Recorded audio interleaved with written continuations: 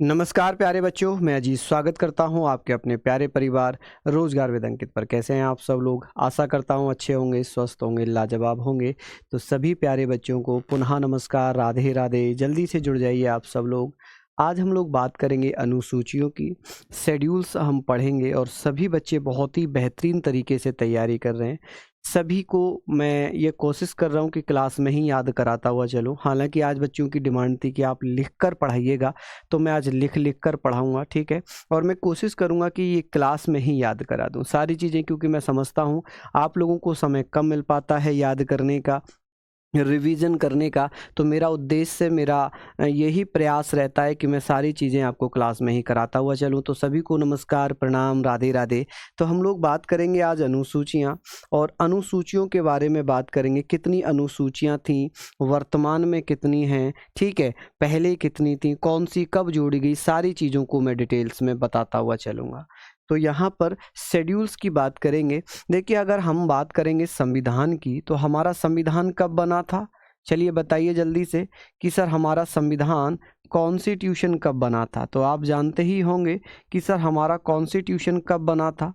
बता सकता है क्या कोई बच्चा कि हमारा संविधान बना कब था, कब था? तो आप कहेंगे हमारा संविधान बना था 26 नवंबर।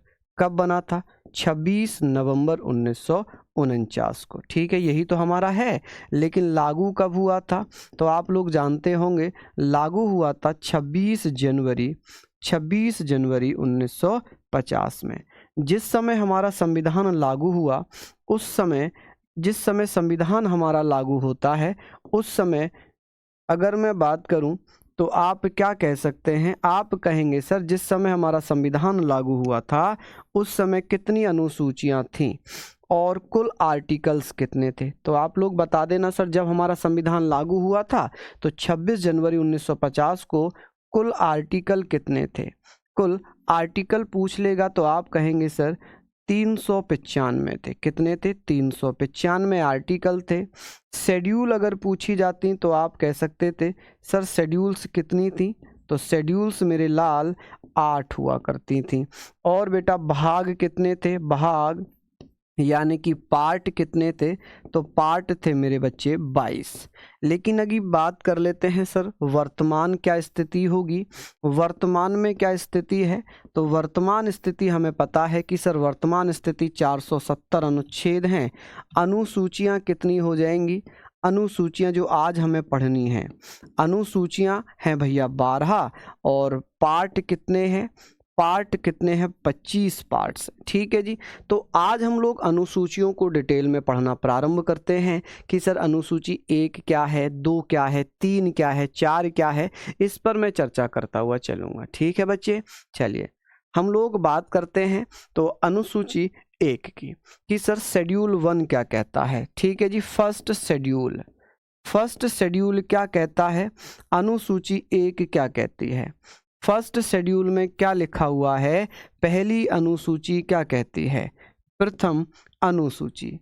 कौन कौन बच्चा बताएगा मुझे पहली अनुसूची में क्या लिखा हुआ है?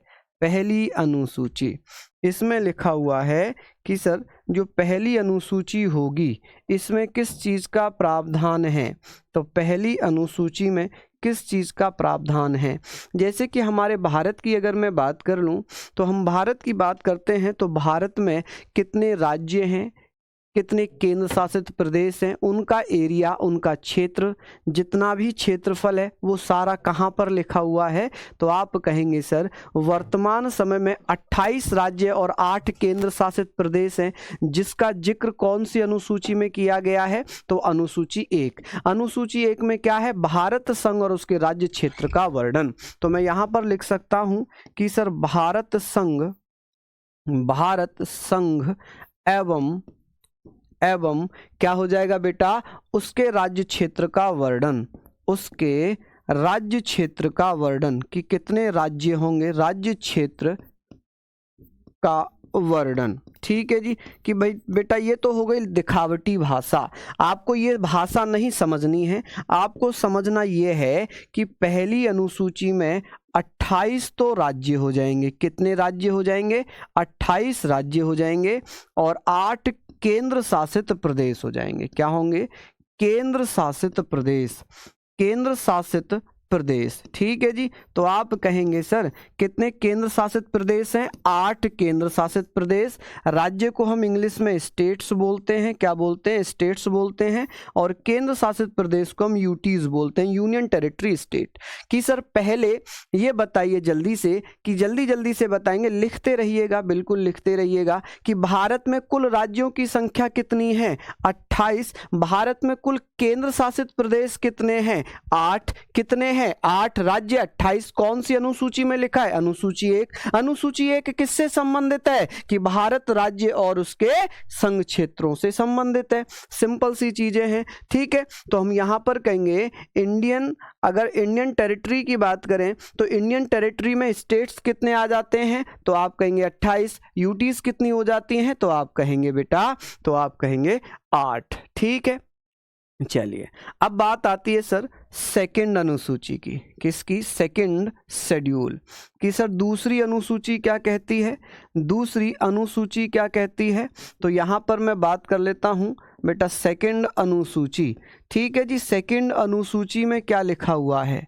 दूसरी अनुसूची क्या कहती है कि सर जो दूसरी अनुसूची है इसमें किस किस को पेंशन, वेतन वगैरह दिया जाएगा?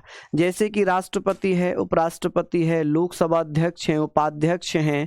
ठीक है। राज्यसभा के सभापति जिसे उपराष्ट्रपति हम लोग कहते हैं, कि उपराष्ट्रपति जो राज्यसभा के सभापति होंगे, उपसभापति होंगे, इन्हें क्या दिया जाएगा मेरे लाल? वेतन दिया जाएगा। कि सर वेतन कहाँ, कौन सी अनुसूची में दिया जाता है? तो आप क्या कहेंगे सर? क्या यहां पर कहेंगे? तो आप कहेंगे सर अनुसूची 2 किससे संबंधित होगी? अनुसूची 2 में किसका प्रावधान है? तो बेटा इसमें वेतन वगैरह दिया जाता है, सैलरी दी जाती है। क्या दिया जाता है? सैलरी। बिल्कुल बेटा इंग्लिश में भी लिखूंगा तो यहां पर किसका प्रावधान है? वेतन का। किसका? वेतन, जिसे हम सैलरी बोलते हैं। क्या बोलते हैं बच्चों? सैलरी। तो आप कहेंगे सर अनुसूची 2 के तहत क्या दिया जाता है? सैलरी। अब इसमें सैलरी किसको मिलती है? राष्ट्रपति को मिलती है। किसको मिलती है? राष्ट्रपति को वेतन दिया जाता है। जिसकी अगर मैं बात करूं तो आप कहेंगे सर प्रेसिडेंट। राष्ट्रपति को हम क्या बोलते हैं? प्रेसिडेंट बोलते हैं। हम बात करेंगे स्पीकर की। स्पीकर आप लोग जानते ही हैं किसे बोलते हैं? स्पीकर हुआ, डिप्टी स्पीकर हुआ। क्या हुआ? डिप्टी स्पीकर हुआ। ठीक है। डिप्टी स्पीकर को हम अंग्रेजी में क्या लिखते हैं? देखिए इसे हम बोलते हैं लोकसभा अध्यक्ष। क्या बोलेंगे स्पीकर को? लोकसभा अध्यक्ष। लोकसभा अध्यक्ष एवं उपाध्यक्ष।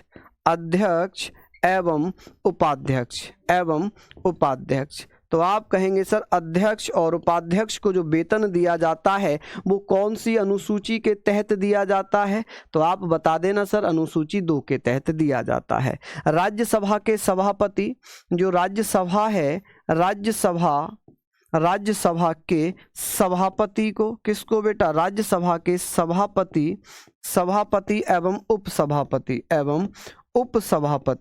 अब उपसभापति कौन होगा? तो पहले तो हमें पता होना चाहिए सभापति कौन होता है। तो सभापति बेटा आप जानते ही हैं, इसे हम चेयरमैन बोलते हैं अंग्रेजी में। क्या बोलते हैं?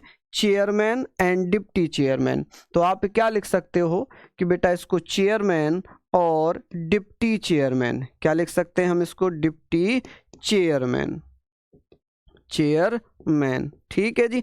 तो आप कहेंगे सर अनुसूची 2 में किसका प्रावधान होगा? तो अनुसूची 2 में राष्ट्रपति, उपराष्ट्रपति, जिसको मैंने यहाँ पर चेयरमैन लिख दिया है। तो आप जानते हैं ये सारी चीजें आप लोग जानते ही होंगे। ठीक है, क्लियर है। अब बात करेंगे sir supreme court, high court के न्यायाधीश हो गए। ठीक है, किस किस को और वेतन मिलेगा यहाँ पर? जैसे कि सुप्रीम कोर्ट एवं हाई कोर्ट, सुप्रीम कोर्ट एवं हाई कोर्ट के जजेस हो गए। क्या हो गए बेटा? जजेस हो गए। इनको वेतन दिया जाएगा। ठीक है बेटा। और किसको वेतन दिया जाता है? जैसे कि आप कहेंगे सीएजी, कैग, कैग जिसको controller and auditor general of India कहते हैं, नियंत्रक एवं महालेखा परीक्षक। हिंदी में बोले तो नियंत्रक एवं महालेखा परीक्षक, नियंत्रक एवं महालेखा परीक्षक, महालेखा परीक्षक। ठीक है जी, महालेखा परीक्षक।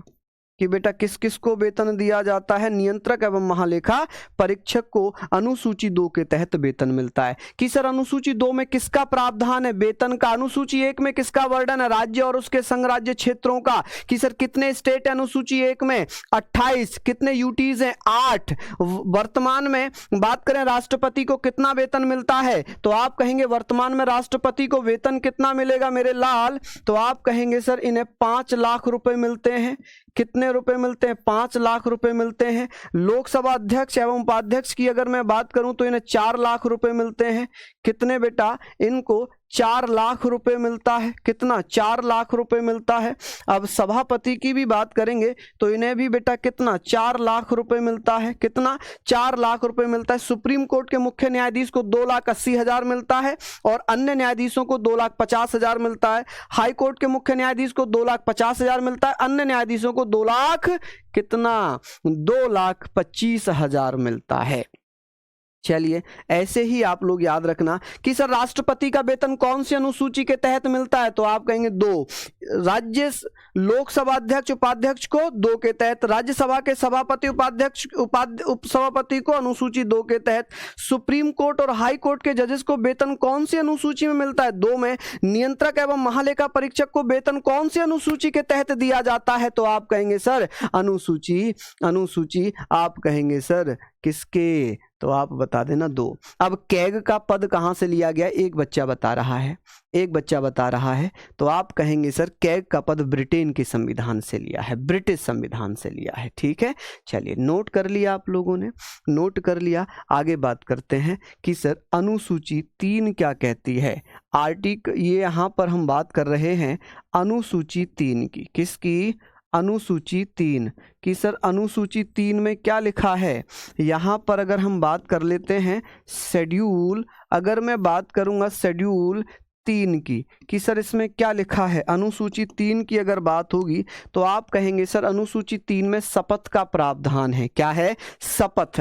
अब यहाँ पर बेटा किसका वर्णन है, शपथ का प्रावधान होगा, शपथ यानी कि ओथ। कि सर कौन कौन अनुसूची 3 के तहत शपथ ग्रहण करते हैं, जैसे सुप्रीम कोर्ट है, हाई कोर्ट है, जो विधायक हैं, मंत्री हैं, सांसद हैं, कैग है, ठीक है, इनके जो न्यायाधीश, जैसे कि अगर मैं बात करूं शपथ, सुप्रीम कोर्ट एवं हाई कोर्ट के न्यायाधीश, सुप्रीम कोर्ट एवं हाई कोर्ट के जजेस, हाई कोर्ट के जजेस कौन सी अनुसूची के तहत शपथ ग्रहण करते हैं, अनुसूची 3 के तहत शपथ ग्रहण करते हैं। ठीक है जी। और अगर बात कर लेंगे सुप्रीम कोर्ट हुआ, हाई कोर्ट हुआ, मंत्री हुए, मंत्रियों द्वारा जो शपथ ग्रहण की जाती है, मंत्रियों द्वारा जो शपथ ग्रहण की जाती है। मिनिस्टर्स की अगर मैं बात करूं, मिनिस्टर्स, ठीक है जी, मिनिस्टर्स हो गए, चाहे वो यूनियन मिनिस्टर्स हो, चाहे वो स्टेट मिनिस्टर्स हो, चाहे यूनियन मिनिस्टर्स हो, चाहे वो कौन हो बेटा। राज्यपाल का वेतन बेटा, हाँ राज्यपाल का वेतन 3.5 लाख रुपए है, 3.5 लाख रुपए है। ठीक है जी, लिख लेंगे ये सारी चीज़ों को आप लोग, मैं सेलेक्टेड चीज़ें ही बता रहा हूँ, ऐसे तो बहुत सारी चीज़ें हो जाएंगी। ठीक है, कि सुप्रीम कोर्ट हाई कोर्ट के जजेस किस अनुसूची के तहत शपथ ग्रहण करेंगे, अनुसूची 3 के तहत। मंत्रियों द्वारा जो शपथ ली जाती है वो भी अनुसूची 3 के तहत शपथ ली जाती है। ये मंत्री किसके हो सकते हैं, ये यूनियन मिनिस्टर्स हो सकते हैं, यूनियन एंड स्टेट मिनिस्टर्स। ठीक है जी, राज्य और संघ मंत्री। ठीक है जी, स्टेट्स मिनिस्टर्स हो सकते हैं, यूनियन मंत्री हो सकते हैं, जिन्हें हम केंद्रीय मंत्री भी बोलते हैं, स्टेट मंत्री भी बोलते हैं, राज्य मंत्री भी बोलते हैं। तो ये किस अनुसूची के तहत शपथ ग्रहण करेंगे, तो ये अनुसूची 3 के तहत शपथ ग्रहण करेंगे। किसके तहत, अनुसूची 3 के तहत शपथ ग्रहण करेंगे।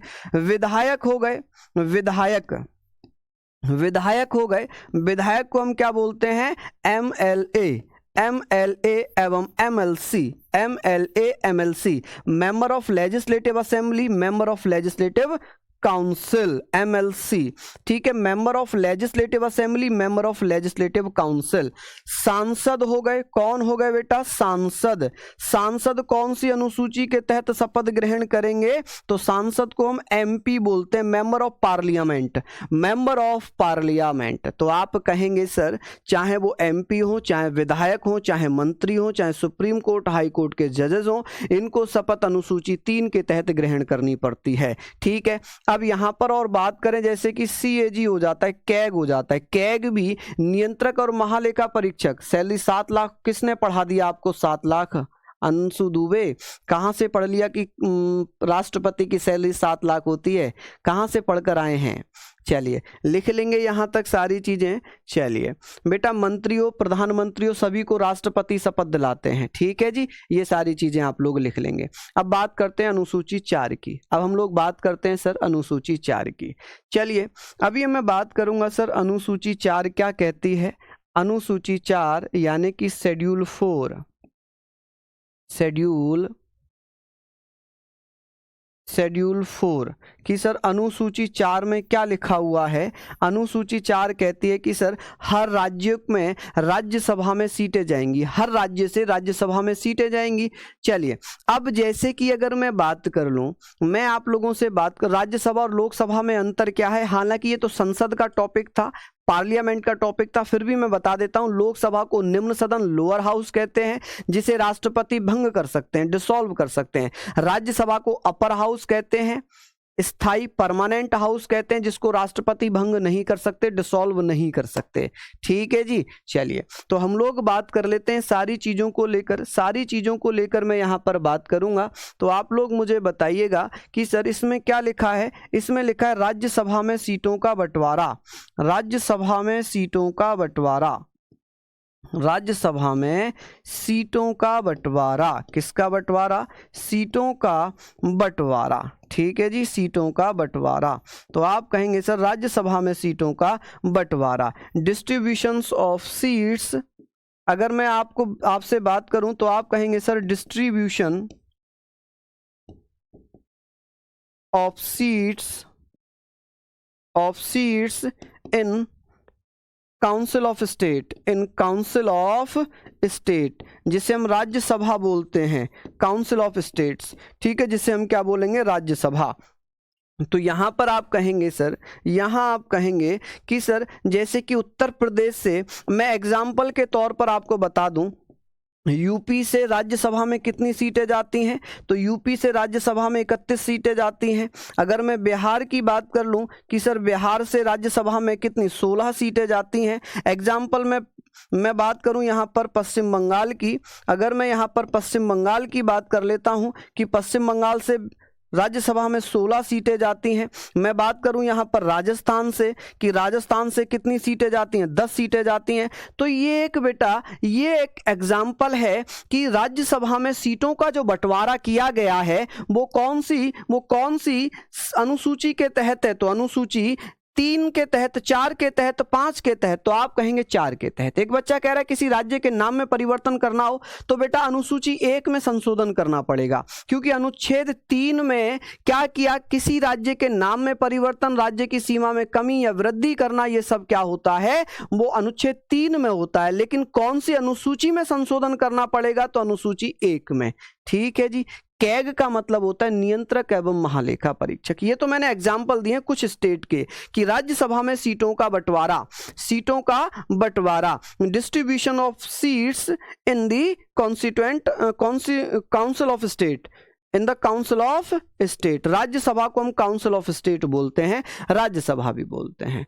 राष्ट्रपति को बेटा शपथ दिलाता है मुख्य न्यायाधीश। कौन दिलाता है? मुख्य न्यायाधीश। तो एक बार फिर से बता दूं, पहली अनुसूची में क्या है? राज्य और उसके संघ राज्यों का वर्णन, 28 राज्य, 8 केंद्र शासित प्रदेश। अनुसूची 2 में वेतन है, ठीक है, सैलरी है। अनुसूची 3 में शपथ का प्रावधान है। अनुसूची 4 में लिखा हुआ है राज्यसभा में सीटों का बंटवारा, राज्यसभा में सीटों का बंटवारा, ठीक है जी, राज्यसभा में सीटों का बंटवारा, ठीक है बच्चे। चलिए यहां तक आपने लिख लिया। अच्छा महाराष्ट्र का भी बता दूं क्या? तो महाराष्ट्र से अगर मैं बात करूं कि महाराष्ट्र से कितनी सीटें जाती हैं राज्यसभा में, तो महाराष्ट्र से जाती हैं 19 सीटें। हालांकि मैं सभी कराऊंगा, जब राज्यसभा पढ़ाऊंगा ना तो सारी सीट्स मैं आपको याद कराऊंगा। ये तो मैंने एग्जाम्पल दे दिए हैं, ये तो मैंने एक एग्जाम्पल आपको दे दिए थे, ठीक है। चलिए लिख लिया यहां तक। आगे बात करते हैं बेटा शेड्यूल 5। किसकी बात करेंगे? शेड्यूल 5 कि सर अनुसूची 5,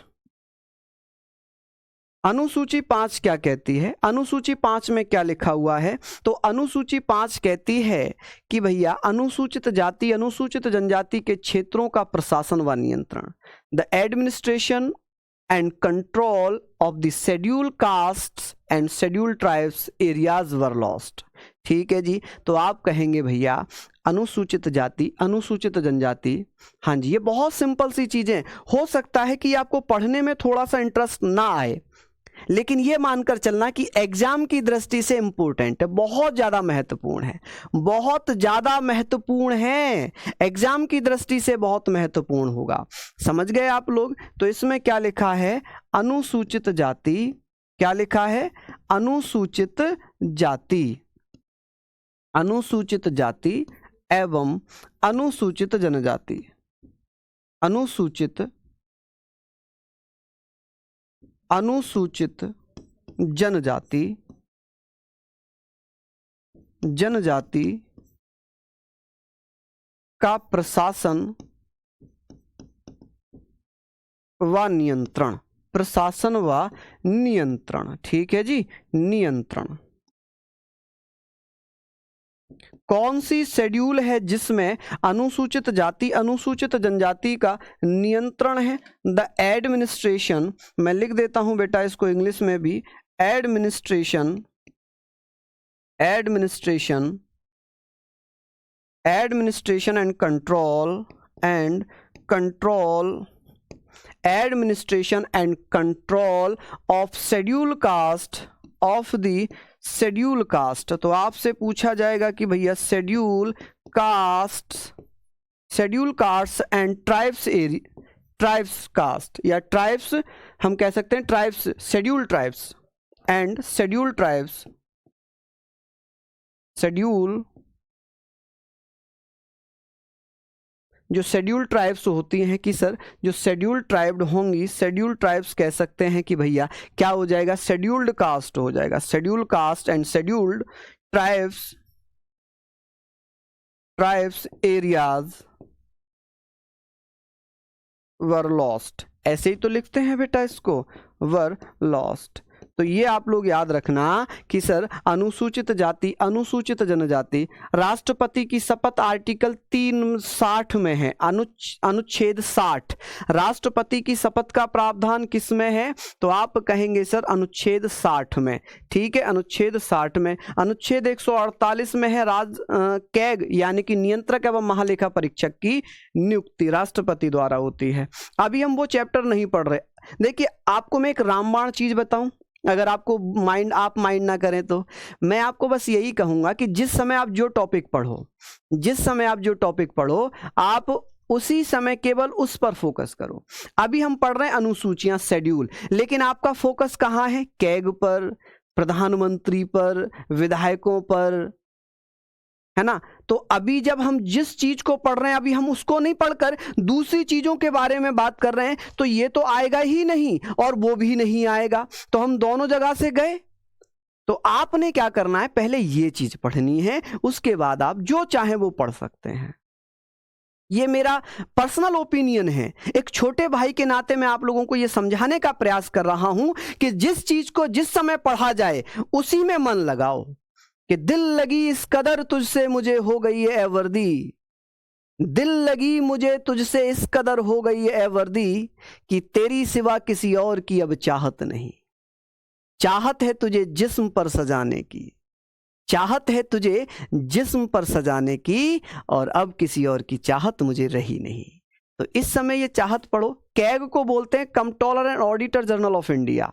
ठीक है, हाँ जी। तो हम लोग बात कर रहे थे कि सर 5वीं अनुसूची में किसका जिक्र किया गया है? तो अनुसूची 5 या शेड्यूल 5 में लिखा है अनुसूचित जाति अनुसूचित जनजाति के प्रशासन व नियंत्रण का प्रावधान है। The administration and control of the schedule caste and schedule tribes were lost. चलिए आगे बात करते हैं, आगे बात करते हैं सर शेड्यूल 6 क्या कहता है? अनुसूची 6 में क्या लिखा हुआ है? अनुसूची 6 में क्या लिखा है मेरे बच्चे? इसमें लिखा है केवल 4 राज्यों का जिक्र है कि सर अनुसूची 6 में कौन कौन से राज्य आते हैं जिनके अनुसूचित जनजाति प्रशासन का नियंत्रण व या क्षेत्र का प्रशासन व नियंत्रण है। तो आप कहेंगे कि भैया ATMM की अनुसूची 6 में ATMM आता है। ATMM ए से बनेगा असम, ए से बनेगा असम, टी से बनेगा त्रिपुरा, क्या बनेगा बेटा टी से त्रिपुरा, और एम से बनेगा मिजोरम, एम से बनेगा मिजोरम, और एम से बनेगा मेघालय, एम से बनेगा मेघालय। ठीक है जी। तो आप कहेंगे सर ATMM के अनुसूचित जनजाति,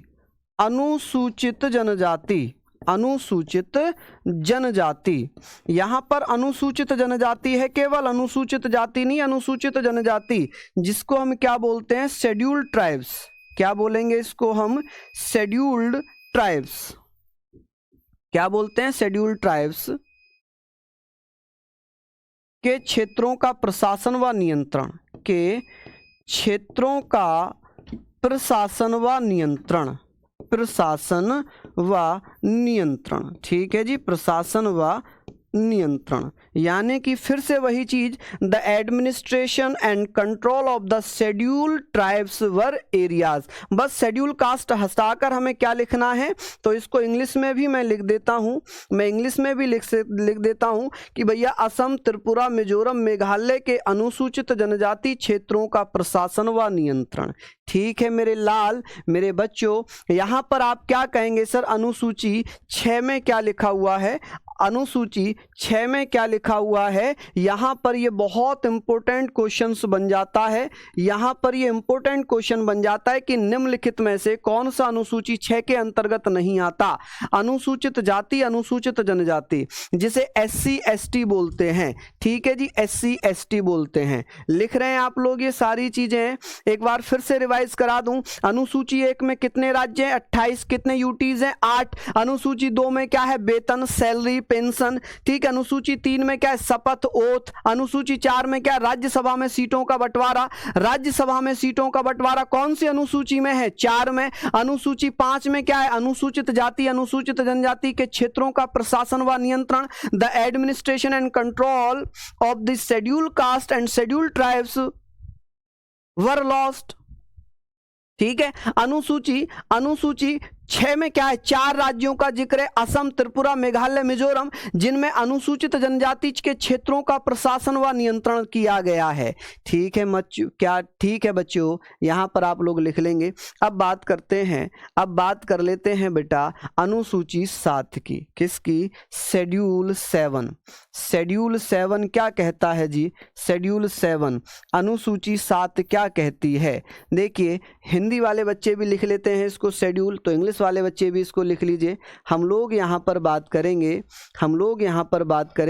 तो आप लोग क्या बताइएगा, आप लोग बताएंगे सर, हाँ जी, हम लोग यहाँ पर बात कर रहे हैं, मणिपुर नहीं आता है, मणिपुर नहीं आता है, इसमें मणिपुर नहीं आएगा, केवल 4 राज्य आएंगे मेरे बच्चों, केवल 4, असम, त्रिपुरा, मिजोरम, मेघालय, मणिपुर यहाँ पर नहीं आएगा। यही तो हमें फाइंड आउट करना होता है कि कौन सा राज्य अनुसूची 6 के अंतर्गत नहीं आता है। ठीक है, तो आप कहेंगे सर असम, त्रिपुरा, मिजोरम, मेघालय को छोड़कर कोई भी अनुसूची 6 में नहीं आता है। ठीक है, अब बात करते हैं कि सर अनुसूची 7 क्या कहती है। इसमें क्या लिखा है, इसमें लिखा है केंद्र और राज्यों के मध्य शक्तियों का विभाजन, distribution of powers between centre and state. कि सर ये बताइए कि भैया इसमें क्या है कि केंद्र एवं राज्य में शक्तियों का विभाजन, केंद्र एवं राज्यों में शक्तियों का विभाजन, किसका, शक्तियों का विभाजन। ठीक है जी, विभाजन, समझ रहे हैं आप लोग, शक्तियों का विभाजन। यहां पर हम लोग बात करेंगे विभाजन, तो आप क्या कह सकते हैं, distribution of powers between centre and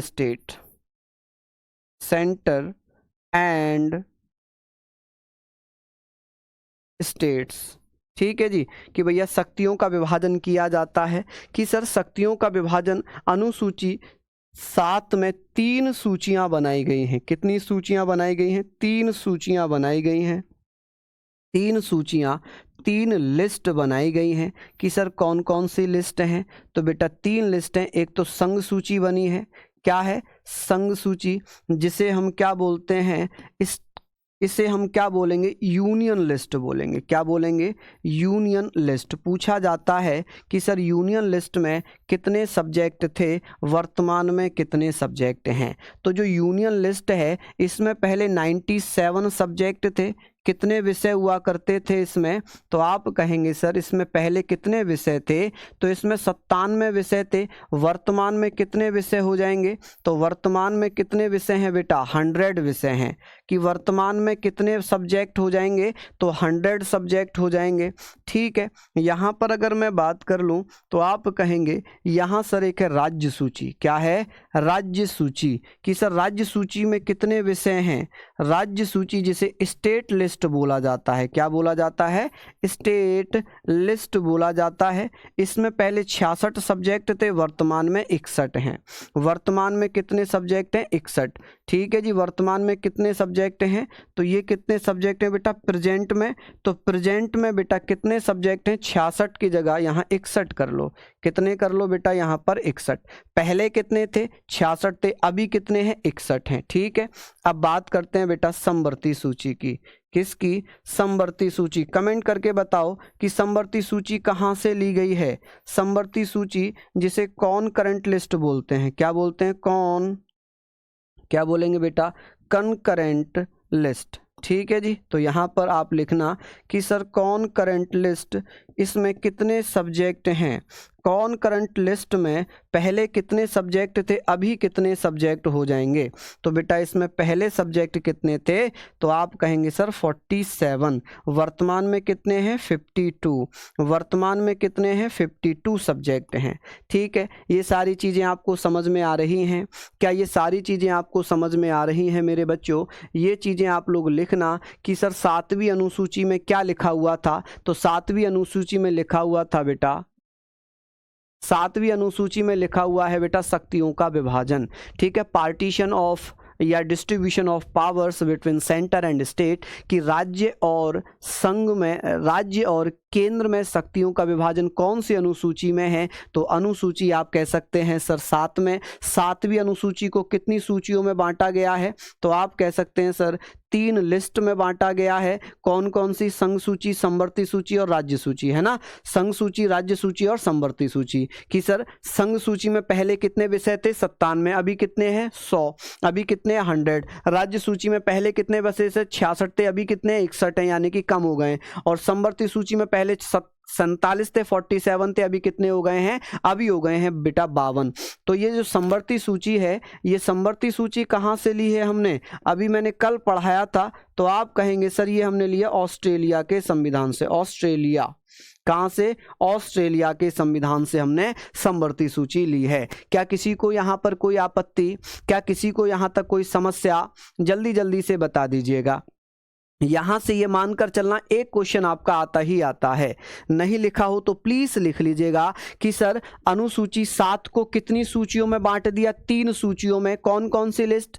union list जिसे संघ सूची, स्टेट लिस्ट जिसे राज्य सूची, कॉनकरेंट लिस्ट जिसे समवर्ती सूची कहते हैं। सर संघ सूची में पहले 97 विषय थे, अभी 100 विषय हैं। पहले 97 थे, अभी 100 हैं। राज्य सूची में पहले 66 थे, अभी 61 हैं। और समवर्ती कॉनकरेंट लिस्ट में पहले 47 थे, अभी 52 हैं। ठीक है, चलिए इनको बेटा याद ही करना पड़ेगा।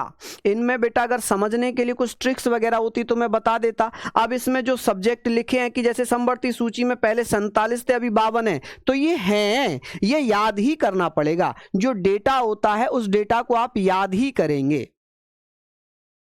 ठीक है जी, जो डेटा है उसको आप लोग याद ही करेंगे, तभी थोड़ा सा हो पाएगा, अन्यथा तो समस्या थोड़ी सी रहेगी। अब बात करते हैं शेड्यूल। थोड़ा बड़ा बड़ा लिखने के लिए बोल रहे हो आप लोग, चलिए मैं लिखता हूं थोड़ा सा बड़ा।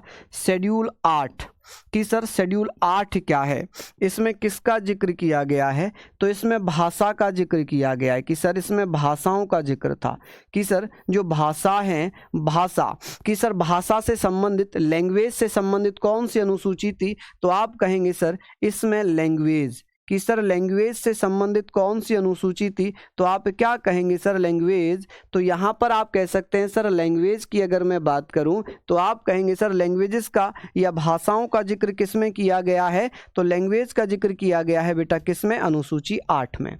जब संविधान बना था, जब संविधान बना तो उसमें मात्र 14 भाषाएं थी, 14 भाषाएं थी। कितनी भाषाएं थी, 14 भाषाएं थी। ठीक है जी, कितनी भाषाएं थी, हाँ जी। सूचियों का काम होता है बेटा कि कौन सा विषय, जैसे कि ये है, जैसे कि यहाँ पर मैं बात करूँ रक्षा करना, जैसे कि अगर मैं बात करूँ एग्जाम्पल के तौर पर रक्षा, डिफेंस, बैंकिंग, ठीक है, ये सब किस में आ जाते हैं, तो ये आ जाते हैं संवर्त संघ सूची में। इस प्रकार से कितने 100 विषय हैं। राज्य सूची की अगर मैं बात करूं, जैसे कि पुलिस है, जैसे कि पुलिस है, स्वास्थ्य है, तो ये सब किस में आते हैं, पुलिस, हेल्थ, ये राज्य सूची में आते हैं। संवर्ती सूची में जैसे वन है, जैसे कंप्यूटर है, क्या है, कंप्यूटर है, तो ये जो सब्जेक्ट हैं ये संवर्ती सूची में आ जाते हैं। तो इस प्रकार के विषय किस में है, ये तो एग्जाम्पल मैं आपको दे रहा हूं। ठीक है, चलिए बात कर रहे थे भाषा, तो हम बात करेंगे मूल संविधान में कितनी भाषाएं थी। मूल संविधान में कुल भाषाएं कितनी थी बेटा, मूल संविधान में कुल भाषाएं थी बेटा। ओरिजिनल कॉन्स्टिट्यूशन की अगर बात होगी तो आप कहेंगे सर ओरिजिनल कॉन्स्टिट्यूशन में कितनी भाषाएं थी। ओरिजिनल कॉन्स्टिट्यूशन की अगर बात होती तो आप कहते सर ओरिजिनल कॉन्स्टिट्यूशन में 14 भाषाएं थी। कितनी भाषाएं थी मेरे बच्चे, तो आप कहते सर 14 भाषाएं। कितनी भाषाएं, 14 भाषाएं, 14 लैंग्वेजेस थी। ठीक है जी, कितनी लैंग्वेजेस थी, तो 14 लैंग्वेजेस थी। लेकिन अगर बात करेंगे सर वर्तमान में कितनी भाषाएं हैं, वर्तमान में भाषाओं की संख्या कितनी है, वर्तमान या प्रेजेंट की अगर बात कर लें कि सर वर्तमान में कुल भाषाएं कितनी है हमारे संविधान में, जल्दी से कमेंट करके बता दो। तो 22 भाषाएं हैं। कितनी भाषाएं हैं मेरे बच्चे, तो 22 भाषाएं हैं, 22 लैंग्वेजेस हैं। कितनी लैंग्वेजेस हैं, तो आप कहेंगे सर 22 लैंग्वेजेस हैं। ठीक है जी, कितनी भाषाएं हैं, 22 भाषाएं। अब बात करते हैं कि सर 15वीं भाषा कौन सी जोड़ी गई थी। चलिए जल्दी से बताइए कि सर 15वीं भाषा कौन सी है, कौन सी भाषा 15वीं भाषा के रूप में जोड़ी जाती है। तो जल्दी से आप लोग बताएंगे सर 15वीं भाषा के रूप में सिंधी को जोड़ा गया था। किसको जोड़ा गया था, सिंधी को जोड़ा गया था। तो आप कहेंगे सर यहाँ पर 15वीं भाषा कौन सी है, 15वीं भाषा है सिंधी। कौन सी भाषा है जी, सिंधी। कि सर सिंधी भाषा को कब जोड़ा गया था, सर सिंधी भाषा को कब जोड़ा गया था, तो इसे जोड़ा जाता है 21वां कॉन्स्टिट्यूशन अमेंडमेंट 1967 में। कि सर कौन सा, तो आप कहेंगे सर 15वीं भाषा के रूप में सिंधी जोड़ी जाती है 21वें संविधान संशोधन 1967। इसे कॉन्स्टिट्यूशन अमेंडमेंट बोलते हैं, संविधान संशोधन बोलते हैं। हिंदी वाले बच्चे लिखना चाहें तो लिख लें कि 21वां संविधान संशोधन अधिनियम 1967, और इंग्लिश वाले बच्चे लिखना चाहें तो 21 कॉन्स्टिट्यूशन अमेंडमेंट एक्ट 1967, ठीक है, द्वारा जोड़ी गई। ठीक है जी, द्वारा जोड़ी जाती है, जोड़ी गई। अब बात करते हैं सर, अब बात करते हैं 3 और भाषाएं जोड़ दी गई। 71वां संविधान संशोधन होता है 1992, जिसमें 3 भाषा जोड़ी गई, नेपाली, कोंकणी और मणिपुरी। ठीक है, नमक जोड़ी जाती है, नमक, नेपाली, मणिपुरी और कोंकणी। लेकिन पढ़ेंगे कैसे, मणिपुरी, कोंकणी और नेपाली के रूप में। तो आप कहेंगे सर 71वां कॉन्स्टिट्यूशन होता है कौन सा मेरे बच्चे, तो आप लोग बताना सर 71 कॉन्स्टिट्यूशन अमेंडमेंट हुआ था 1992 में, जिसके द्वारा क्या जोड़ा गया था, नेपाली जोड़ी गई थी। कौन सी, नेपाली, मणिपुरी और कोंकणी। मणिपुरी और कोंकणी, 3 भाषाएं जोड़ दी गई। कितनी भाषाएं जोड़ी गई थी? 3 भाषाएं, जिन्हें शॉर्ट में हम क्या बोलते हैं? जिसे शॉर्ट में हम नमक बोलते हैं। कि सर नमक कब जोड़ी गई? नेपाली, मणिपुरी और कोंकणी। कि सर ये कब किया गया? तो जोड़ी गई। कि सर कब जोड़ी गई थी? तो इनको एड ऑन कब किया गया है? जोड़ी गई या इनको एड ऑन कब किया गया? तो भैया 71वां संविधान संशोधन 1992 हुआ, जिसमें नेपाली, मणिपुरी और कोंकणी जोड़ी गई। पूछा जाएगा कि सर 1992 में कौन कौन सी भाषाएं जोड़ी गई थी? तो आप कहेंगे 1992 में मणिपुरी, कोंकणी और नेपाली जोड़ दी गई थी। ठीक है, इसको ऐसे पढ़ना 16, 17 और 18। ठीक है, नमक लिखने की ट्रिक है नेपाली, मणिपुरी, कोंकणी, लेकिन पढ़ेंगे 16, 17, 18। तो टोटल लैंग्वेज कितनी हो गई? यहां से मत पढ़ना 16 यहां से पढ़ना 16, 17 और 18। तो टोटल 18 भाषाएं हो गई। अच्छा, अगर बेटा ये इतना सिंपल भाषा में आपको समझने में दिक्कत हो तो प्लीज मुझे बताएं, क्योंकि ये बहुत इंपॉर्टेंट चीज है, इसको आपको याद करना ही पड़ेगा। देखिए, समझने वाले फैक्ट होते हैं जिनको हम बहुत ज्यादा थ्योरिकल पढ़ेंगे, वो तो समझना ही पड़ेगा। लेकिन जो केवल डेटा है, जो केवल ये हमें पता होना चाहिए कि 15वीं भाषा सिंधी है, तो बेटा इसको समझना नहीं है, इसको केवल याद करना कि 15वीं भाषा कौन सी है? सिंधी। कब जोड़ी गई थी? 21वें संविधान संशोधन 1967। केवल ऐसे ही याद करेंगे। 4 से 5 क्वेश्चन आते हैं पॉलिटी के, 4 से 5 क्वेश्चन आते हैं पॉलिटी के, समझ रहे हो? अब बात करते हैं कि सर यहाँ पर एक भाषा, 4 भाषाएं और जोड़ी गई थी। 92वां संविधान संशोधन हुआ। 92वां संविधान संशोधन होता है 92 कॉन्स्टिट्यूशन अमेंडमेंट 2003। यानी कि बेटा कि यहाँ पर कौन सा संविधान संशोधन हुआ है, कौन सा संविधान संशोधन कब हुआ है, ये आप लोगों को याद रखना ही पड़ेगा।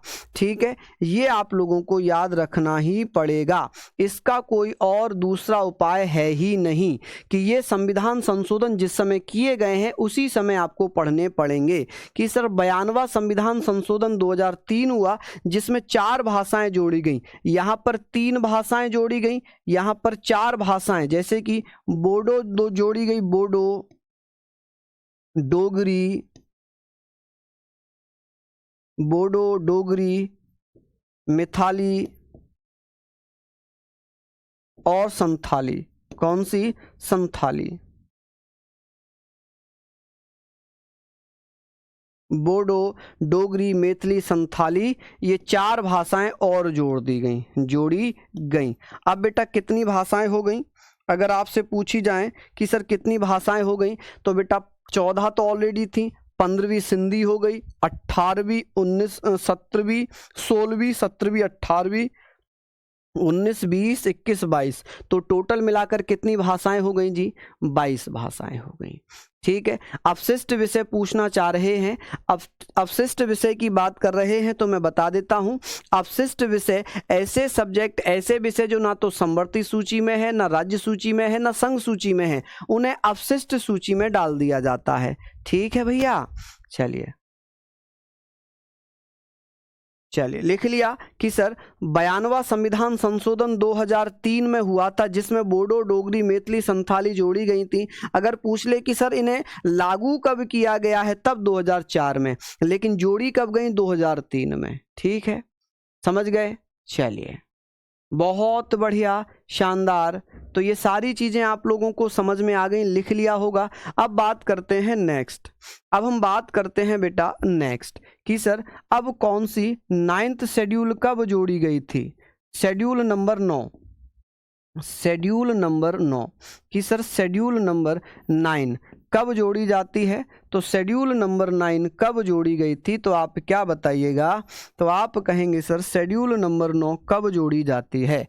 तो यहाँ पर लिखना सर शेड्यूल नंबर 9 है, जिसे पहला संविधान संशोधन 1951 में किया गया। ठीक है, इसको लिखना भैया फर्स्ट कॉन्स्टिट्यूशन अमेंडमेंट 1951 कि सर पहला संविधान संशोधन, इंग्लिश में, हिंदी में लिखना प्रथम संविधान संशोधन, प्रथम संविधान संशोधन संशोधन अधिनियम कब हुआ था ये? तो ये होता है 1951 में। इंग्लिश में लिखना चाहें तो फर्स्ट कॉन्स्टिट्यूशन अमेंडमेंट एक्ट 1951 के द्वारा इसको जोड़ा गया था। और ये किससे संबंधित है? ये भूमि सुधार से संबंधित है। किससे?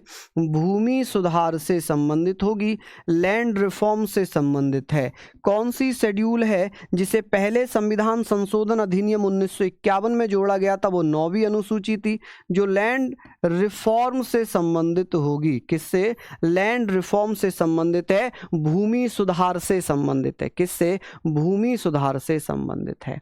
ठीक है जी, किससे संबंधित है? भूमि सुधार से संबंधित है। ठीक है कि सर 9वीं अनुसूची किससे संबंधित है? भूमि सुधार से। 8वीं अनुसूची भाषा से। 7वीं अनुसूची केंद्र और राज्यों में शक्तियों के विभाजन से। 6ठी अनुसूची असम, त्रिपुरा, मेघालय, मिजोरम के अनुसूचित जनजाति क्षेत्रों के प्रशासन व नियंत्रण से। सर 5वीं अनुसूची अनुसूचित जाति, अनुसूचित जनजाति के क्षेत्रों का प्रशासन व नियंत्रण से। ठीक है जी, लिख रहे हैं आप लोग? हाँ जी। अच्छा, आप कुछ गलत सलत पढ़कर आते हैं और फिर कहते हैं कि सर आप गलत पढ़ा रहे हो। एक बच्चा कह रहा है कि 1952 में हुआ था। इतनी तेज हम लोग डिजिटल घूसा आपको मारेंगे ना, सही हो जाओगे, सही हो जाओगे। हैं, समझ रहे हो आप?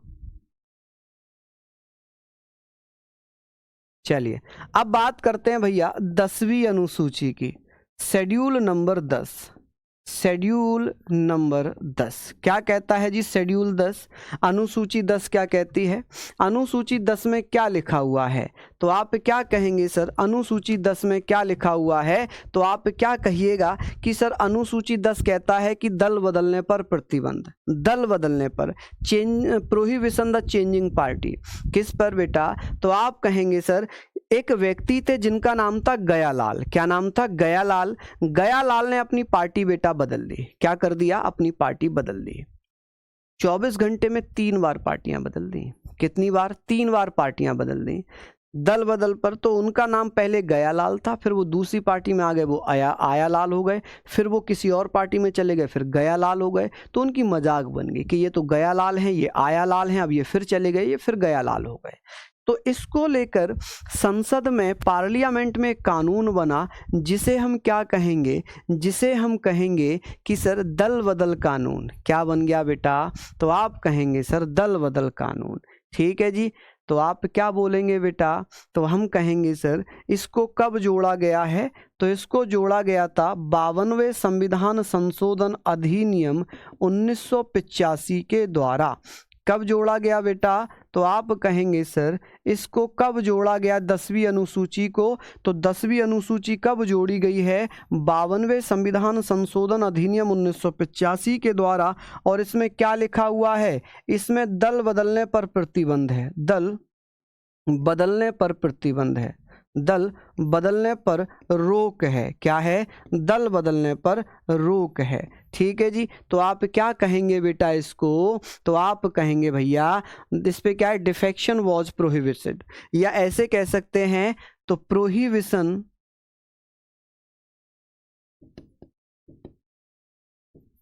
द पार्टीज,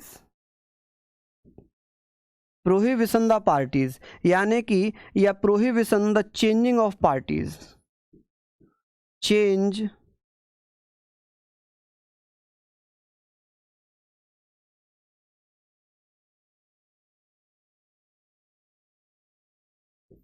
द पार्टीज, कि भैया पार्टीज बदलने पर रोक है। यदि कोई अपनी पार्टी बदलकर दूसरी पार्टी में जाता है तो वो एक सांसद या एक किसके रूप में नहीं जाएगा? तो आप जैसे मैं विधायक हूँ, मैं बीजेपी का विधायक हूँ, मैं बीजेपी को छोड़ के कांग्रेस में जाना चाहता हूँ, तो मैं कांग्रेस में केवल एक सदस्य कार्यकर्ता के रूप में शामिल होऊंगा, मैं एक एमपी या एक विधायक के रूप में शामिल नहीं होऊंगा। ठीक है, समझ गए बच्चों यहाँ पर? चलिए, बहुत बढ़िया शुभम रॉय जी, धन्यवाद। तो दल बदलने पर रोक कौन सी अनुसूची में है? तो आप कहेंगे 10वीं अनुसूची में है। अब बात करते हैं मेरे लाल, मेरे शेर, तो आप कहेंगे सर शेड्यूल 11। किसकी बात करेंगे? शेड्यूल 11 की। कि सर अनुसूची 11 में क्या लिखा हुआ है? अनुसूची 11 को कब जोड़ा गया था? अनुसूची 11 को जोड़ा जाता है 73 कॉन्स्टिट्यूशन अमेंडमेंट एक्ट 1992। बहुत सारे बच्चे इसे 93 बोलेंगे, जबकि 93 में तो लागू हुआ था, ठीक है, द्वारा इसको जोड़ा जाता है। अब ये किससे संबंधित है? ये पंचायत राज से संबंधित होगा। किससे? पंचायत राज से। किससे संबंधित है? ये पंचायत राज से। तो यहाँ पर भी आप लोग लिख सकते हैं कि सर ये किससे संबंधित है? तो ये पंचायत राज से संबंधित है, ठीक है जी। किससे? पंचायत राज से। 11वीं अनुसूची में सब्जेक्ट कितने हैं? कि भैया कितने सब्जेक्ट्स हो जाएंगे, विषय कितने हो जाएंगे? टोटल विषय यहाँ पर अगर बात होगी तो आप कहेंगे सर 11वीं अनुसूची में 29 विषय हैं। कितने विषय हैं? 29 विषय हैं, ठीक है मेरे शेर। तो आप कहेंगे सर 11वीं अनुसूची में 29 विषय हैं, पंचायत राज से संबंधित है। किससे? पंचायत राज से संबंधित है। इसमें ग्राम पंचायत वगैरह का जिक्र किया गया है, ठीक है। किसका? ग्राम पंचायतों का यहाँ पर जिक्र है, ठीक है। चलिए लिख लिया आप लोगों ने, समझ गए यहाँ पर? हाँ जी। भूमि सुधार का मतलब है ऐसी संपत्ति पर राज्य कब्जा कर सकता है जो लोक हित में, जो पब्लिक के प्रॉफिट के लिए हो। जैसे कहीं से रोड बनाना है, नदी बनानी है, तो अगर कोई मेरा खेत है, मेरे खेत में से रोड निकल रहा है और मैं ये कहकर मना नहीं कर सकता मैं अपनी जमीन नहीं दूंगा, क्योंकि बेटा वो लोक हित में है, मुझे मुआवजा मिलेगा, मुझे उस जमीन का मुआवजा मिल जाएगा, लेकिन वो जमीन मुझे देनी पड़ेगी सरकार को, ठीक है। चलिए अब बात करते हैं, लास्ट है शेड्यूल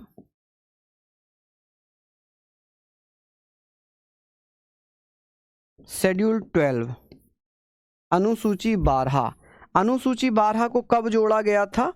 अनुसूची 12 को जोड़ा जाता है भैया, कब जोड़ दिया गया था? तो इसे जोड़ा गया था भैया 74 कॉन्स्टिट्यूशन अमेंडमेंट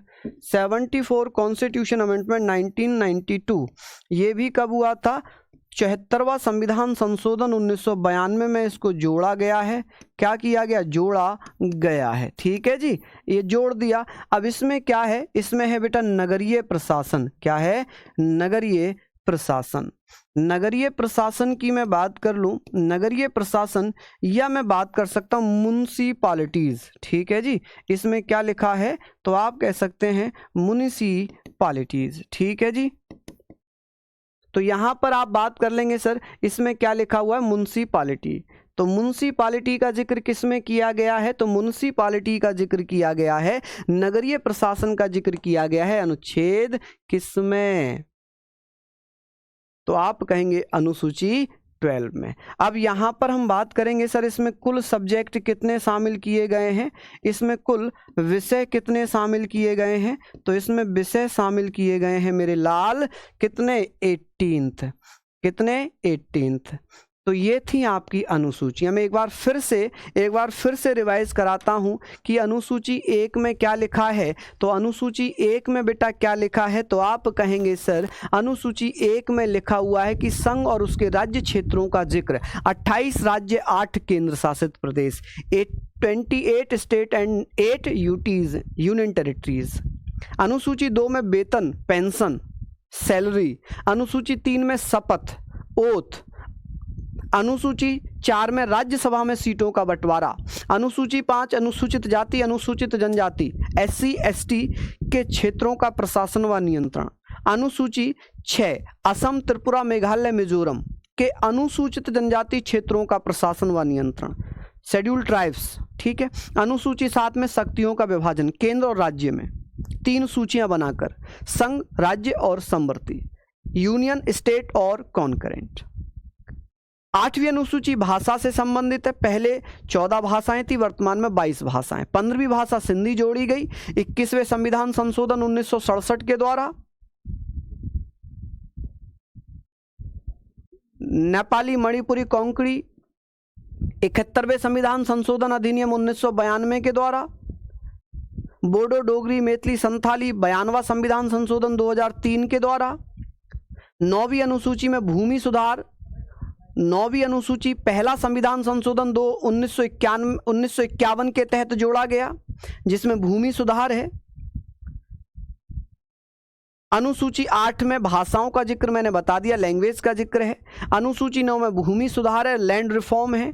अनुसूची 10 में दल बदलने पर प्रतिबंध है। यदि कोई सांसद या विधायक अपनी पार्टी छोड़कर दूसरी पार्टी में जाता है तो उसको एक कार्यकर्ता के रूप में किसी पार्टी में ज्वाइन करेगा। एक member of parliament, member of legislative assembly, member of legislative council के रूप में किसी अन्य पार्टी को ज्वाइन नहीं कर सकता।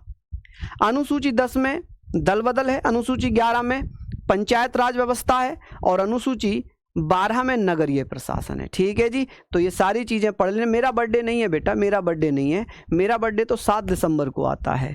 ठीक है जी, चलिए, तो आई होप आपको क्लास अच्छी लगी होगी। सभी साथी जाते जाते सेशन को बेटा एक बार जरूर बताइएगा, मैं सबके कमेंट पढ़ूंगा। तो जय हिंद, जय भारत।